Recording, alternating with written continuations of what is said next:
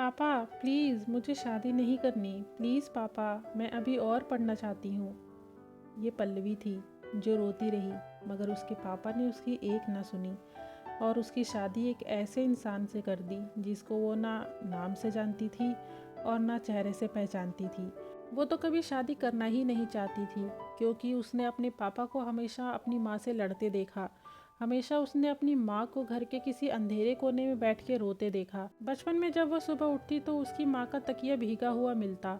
वो उस वक्त समझ ही ना पाई कि वो माँ के आंसू थे।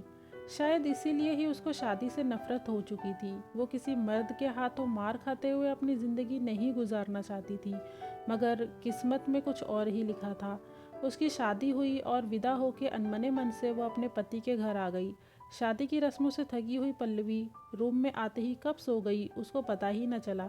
सुबह आंख खुली तो 8 बज चुके थे। वो घबरा के उठी कि कहीं नई नवेली दुल्हन के साथ वही न हो जो उसकी माँ के साथ हमेशा होता आया था। वो किचन की तरफ दौड़ी तो देखा उसका पति ट्रे में 2 कप चाय और कुछ बिस्किट लिए चला आ रहा था।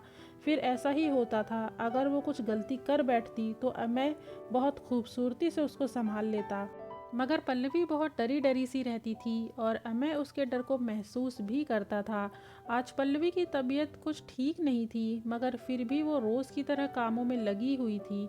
मैं आज घर पर था और पल्लवी के चेहरे की थकन साफ महसूस कर सकता था। उसने पल्लवी को पास बुलाया, उसका हाथ अपने हाथों में रखा और कहा, तुम मेरी पत्नी हो, इस घर की मालकिन हो, तुम मेरी जीवन संगनी हो।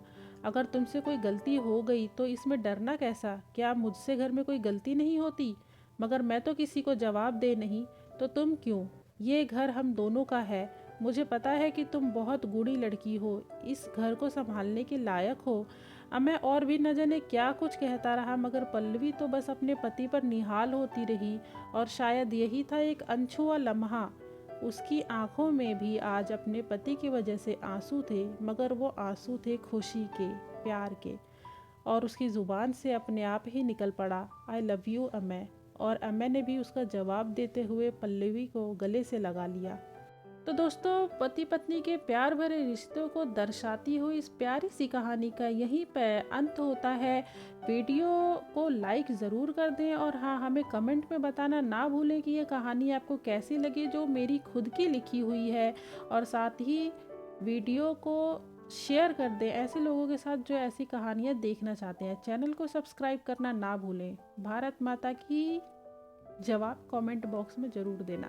स्नेह और आभार बना रहे। धन्यवाद।